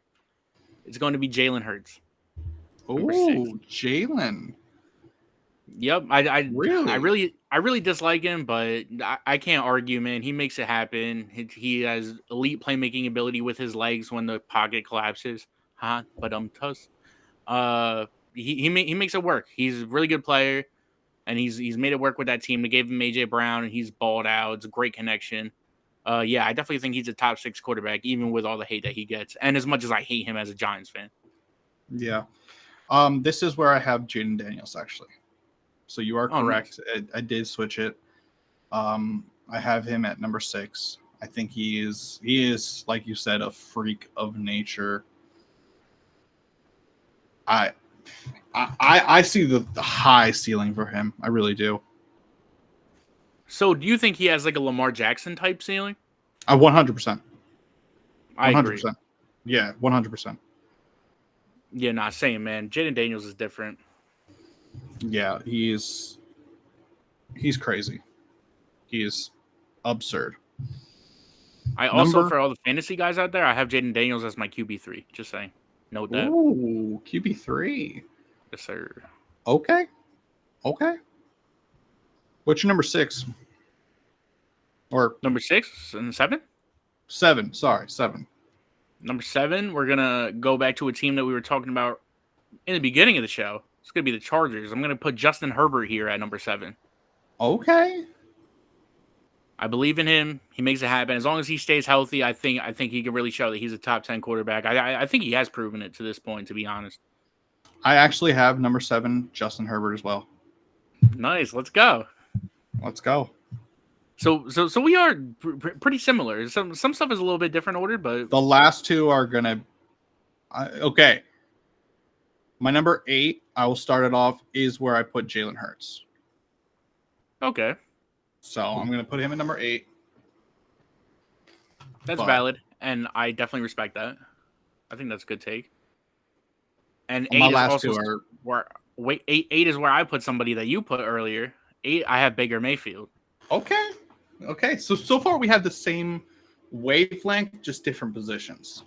Yeah, I'm I don't impressed. think these last two are going to be the same, though. Yeah, no, I was about to say these last two are going to be different, bro. What do you got for You 9? got me 9? I got You 9. I got my Dolphins quarterback, Tua Tagovailoa. Okay. I think if he stays healthy, man, I think he could be top like 6, honestly. But like he just doesn't have the health. But like when he's playing and he's connecting with Tyreek and Waddle and Achan, like he just hits different. Tua is a great quarterback when he's healthy. So I think he's a top 10 quarterback personally. Okay. So now my number 8. He had a kind of off year last year, but his rookie year was phenomenal. And I think he's going to bounce back. CJ Stroud. CJ Stroud's my number 8. Wait, was it 8 or 9? I thought that was 9. 9. Sorry. I'm losing track. Okay, bet. Yeah, I was tossing up between Stroud and the person I put for 10. It was tough, dude. Because I really like CJ Stroud, and I think he's going to bounce back for sure. 100%. 100%. Number 10, to round off the group, staying in my division, it's going to be, if he's healthy, Dak Prescott, number 10. Okay. It's tough, and I'm not sure how I feel about it. It's respectable. It's respectable. That's truly what I think. I'm going to go with a wild card, and I think he has all the potential to be a top 10. And I truly love this dude. I think I know where you're going. I don't know though. Jordan Love. Nice. At my number 10. I like that. I like the kid. I really do. I really enjoy watching him play. I think he has a brilliant mind. I think he has brilliant awareness. I think now that he's starting to get the gist of it, I think he's going to be phenomenal. And I mean, last year, let's pull up his stats. He played 16 games, 3,601 yards. He averaged 7.9, 25 touchdowns, 14 interceptions with 1 rushing touchdown. It's not bad. Nah, man, he's solid. If he can like cut the picks down a little bit, yeah, he'll be a beast, bro. So good. And he was super underrated because like he was getting so much hate when he first came out of college, and everybody was like, "Why are they picking him?" So much hate. They're like, "Oh, they have Aaron Rodgers. Why do they pick him?" I remember that too. Right. But I like him. Me too, man. I think we both have pretty good top 10s. I like it. Last two were interchangeable for us, and I definitely agreed. I think Tua would have been in my 11, and Dak would have been my 12. That's valid. Yeah, I really do think that would be mine. And then probably 13 would probably be Matthew Stafford. Yeah, he was somebody that I was thinking. It was like I was looking at Stroud and Stafford. There's so many good people. So I'm curious because you're super high on Bo Nix. Where's Bo Nix on this list? Is he top 15? 15. I have him at 15. I like that. I think that's valid too. Yeah, I have him at 15. Exactly at the cusp. I want to say JJ McCarthy is going to be close to top 10 next year, but I haven't seen him play yet, so I can't really say much on him yet. Valid. But I want to believe in him. I loved him at Michigan. I really did. All right. Last week, we didn't really have a debate, but we talked a little bit about debates. You had your Shedeur Sanders buzz, and I had my Mike Tomlin should be fired type shit, but it wasn't really debates. So this week we're gonna get serious here, and let's debate. We might agree. Who knows? Yeah, we There's always that possibility, but I don't think you're gonna agree with me. So I think I should go first then. If you think I won't agree with you, because you might agree with me on mine. Okay. but it's definitely a debate and definitely one that I've been seeing all over social media. And it's going to be, is the Chiefs dynasty over? Because I don't think it is. Ooh. I don't think it is. Is the Because Chiefs they still have dynasty Mahomes. over? They still have Mahomes. Kelsey is looking vintage low-key in camp. Rashee Rice coming back. Just like we were talking about before, man. I feel like man, it's hard to not bet You on the can't count Chiefs them. still. Yeah, you can't count them out. It's hard to not bet on the Chiefs I still. wouldn't Everyone say says no. I wouldn't say their dynasty's over, but I will not say they're going to the Super Bowl this year. Nah, you don't think so? I do not think they're going to the Super Bowl this year. Who do you think knocks them off? Either the Bills or the Ravens. And I hate to say it. Because I'm a Steelers fan. But the Bills or Ravens, I think this year is going to knock off the Chiefs. And then on that dark horse, the Chargers. True, you did say that. You have been. I think one of those three are going to knock off the Chiefs this year. I'm not sure, man. I'm not sure if I can see it. I don't see it. I don't see them going a third year or fourth year or whatever, how many years they went in a row. It would be a fourth year, yeah. I can't see it. I'm not sure Patrick Mahomes can lose in the playoffs, aside from the Super Bowl, of course. But like, this guy's different. So good Against he AFC is so teams. Good. He is. I will admit he is a monster. Like I was just telling you, I can't put him not at number one because you can't count him out. I just don't see it this year. Is their dynasty over? No. But you have to look at the Tom Brady dynasty. He didn't go every single year. There was his off years. I think this is one of his. I think this is going to be one of his off years. It's going to be interesting to keep track of that. No, 100%, 100%. So I slightly agree with you, and I slightly don't agree with you. Mm-hmm. You know, I definitely feel that. It's just, dude, it's so hard to so hard to count them out. Not think the Chiefs are gonna go to the Super Bowl. It's ridiculous. 3-peat is crazy. Quad-peat would be even more insane. Well, they haven't 3-peated. They lost last year. Well, 3-peat in appearances. Oh yeah. Now they're going for a quad-peat. They're going for a quad-peat. Yeah, that's something else, bro. Yeah, I don't even think Tom Brady did that. Nah. All right, my debate. This is gonna get hot. I already know it. Oh God, dude.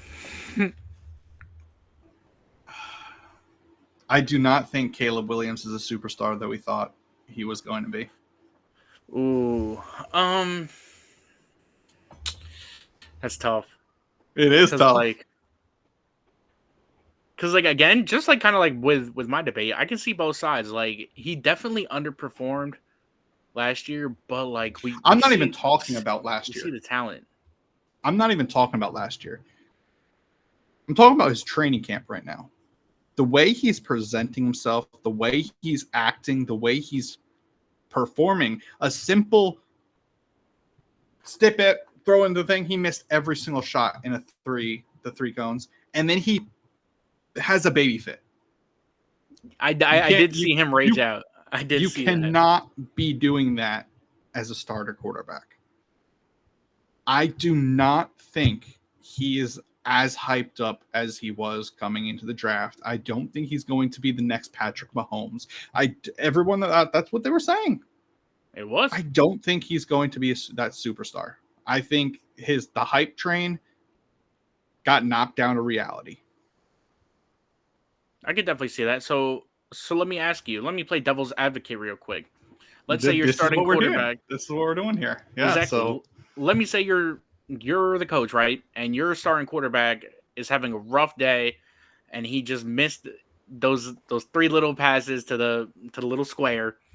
Would you rather him like be angry at himself and like show a competitive edge, like I'm not doing good enough, like I'm pissed, or would you rather him just be like, I missed these three passes, like it is what it is, like. So I was watching this. He didn't have a Tom Brady's edge where, okay, he gets frustrated with himself, but then he picks him back up and goes again. He had a baby fit. He had an Antonio Brown throwing the trash can type of meltdown. Like, you can't be no. Now, if he did a Tom Brady sit down, pissed at himself. Like you can see clear on his face that he was pissed at himself, but he's going to recover. No, he was wilding out. He was going crazy. He was no. It's definitely a bad look. But I will say, if I was the coach, I would sit him down and talk to him about it. You can't be. It's a simple drill. You can't be pissed off about yourself because you're going to make mistakes. You're a human being. But at the end of the day, I would not be throwing shit around. Like I heard he threw his helmet at training camp across the field. Like he was. That's crazy. Threw his helmet. Like, crazy. Like there was. I just. It's rough for me to say that he's going to be the next Patrick Mahomes. He's going to take the Bears to the Super Bowl. He's going to start the Bears dynasty. I can't say that right now. I don't even have him in my top 25 right now.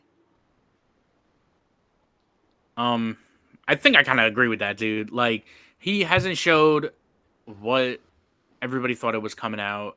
He's shown little flashes here and there, but like he's still creating his own sacks by like running backwards. Like it's kind of brutal, man. It is. It's kind of brutal. I mean, yes, they gave him weapons. They revamped the O-line. They've did things to help him. We'll see how it turns out, but I've been far off. I mean, coming out of college, I was far off that hype train. I wasn't a fan of him. You traded me the pick in Dynasty. Yes, sir. And I ended up taking him. Yes, sir. Kind of regret it. Now you understand why I traded it. Yeah, in hindsight, brutal. I mean, who did I take with that? Ladd McConkey and Brock Bowers. I trade. Yep. Mm-hmm. I think Brock Bowers was who I traded you for, or it was one of those two I picked up, and I was super happy about it. Yeah, no, that was definitely quite the trade, man. I mean, I got Musgrave out of it as well, but we'll see what happens with that. Yeah, that's still questionable. Still questionable. Yeah, if Caleb Williams doesn't put it together this year with all that they've done for him in that offense, I think I'm willing to label him a bust. But I'm giving him one more year. Oh, okay. DK Metcalf just tweeted this out. We're gonna go with a live tweet right here. Breaking news. What's your thoughts on this? Steelers receive Terry McLaurin. Washington Commanders receive a second-round pick and Calvin Austin III. Honestly, that seems kind of straight to me. DK tweeted that? He tweeted it. Right here. Dude, what? Honestly, if I'm his teammate, if I'm Calvin Austin, I kind of feel some type of way. DK. Yep, right here. Live tweet. That's crazy. Yeah, if I'm Calvin Austin, I'm pissed. I'm like, why are you calling for me to be traded? I mean, some people had Roman Wilson on the trade block for Terry McLaurin, the rookie from last year out of Michigan.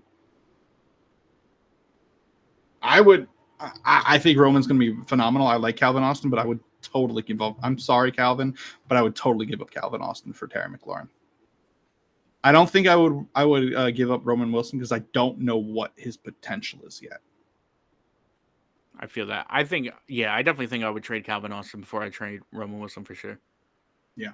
So that was kind of cool and fun. Little live tweet that I saw.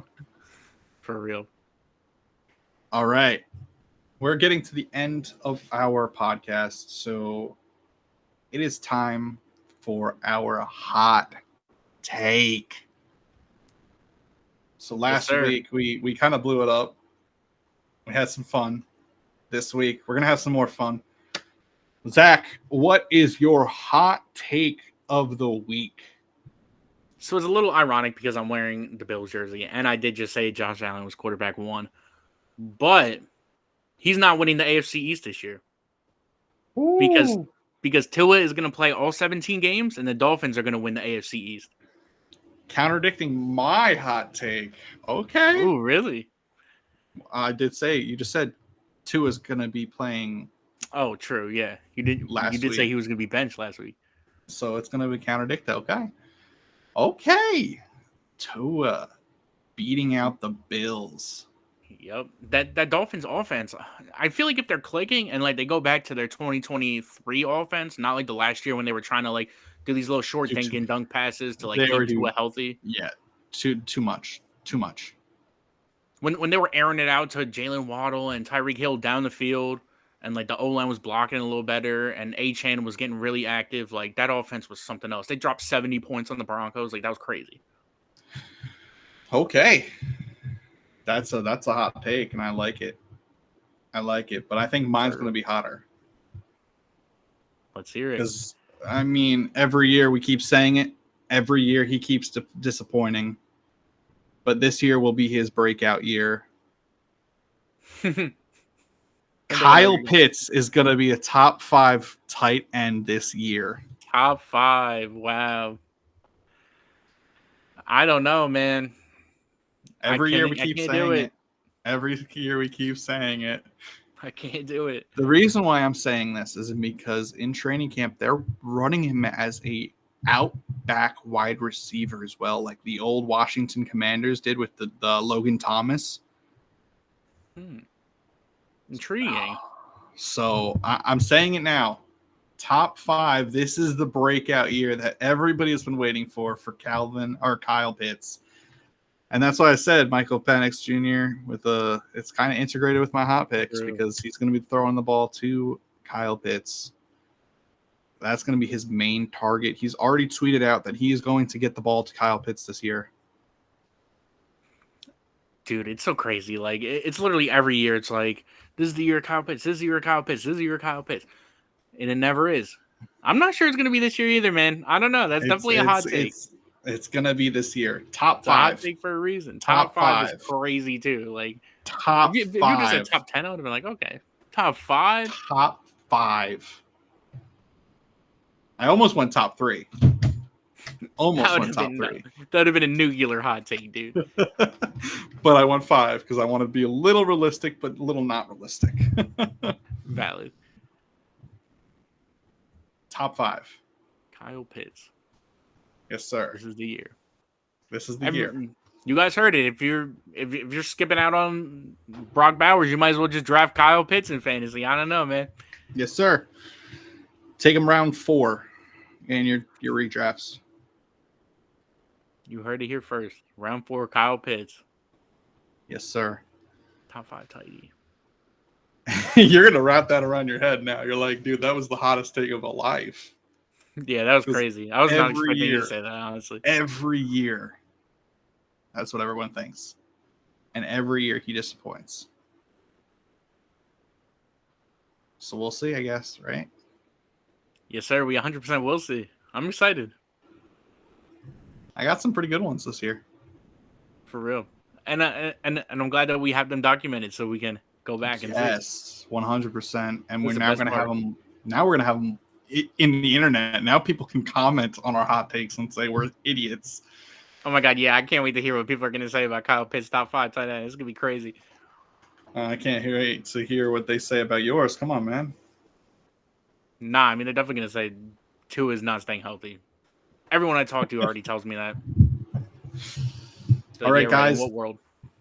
This is the end of our official Week 1 podcast that's going out everywhere. We're going to hopefully we'll have it up by maybe tomorrow afternoon before preseason starts. We're excited. We're going to be on Spotify, on Apple, iHeart, everywhere you can get a podcast. We're going to have them on there. We're going to have them on YouTube. Zach here is going to be making miniatures. If you don't want to stick around with the whole video of ours, we're going to make individual videos of our certain segments. Yes, we're going to be live on Twitch up to 7 days. You get to watch this live in action if you want to replay it. Also be a full video on YouTube, also with those separated content for your added edition. I want to say thank you for everyone who has came in, who followed. We had 1 follower today. We're getting slow but big. It'll Zach, come. What would you like to say to the viewers? Yeah, thank you guys for tapping in, and hopefully you guys enjoyed the podcast because I know that we definitely enjoyed giving it to you guys. We're gonna be here every Wednesday. Well, by the time you guys see this, it might be Thursday. We'll see. But we're gonna be here every week. We're gonna be live every Wednesday. We're gonna be live every Wednesday. Literally every Wednesday. We're gonna be giving you some of the best content. Make sure to follow us on Twitter at @pocket_collapse. Make sure to get at us on YouTube if you're watching this from the Twitch, or follow us on Twitch for the live stream if you're not watching on YouTube. But we're going to be on YouTube live soon as well. Yes, sir. So just make sure you're following us. Yeah, just subscribe. Hit that icon. That little bell on YouTube. Hit the little notification on Twitch to get notified when we're live. We will definitely be here. We will definitely be giving you content. And we'll definitely be seeing you guys later. Absolutely. All right, guys. Have a wonderful night. Have a wonderful day. Thank you for tuning in.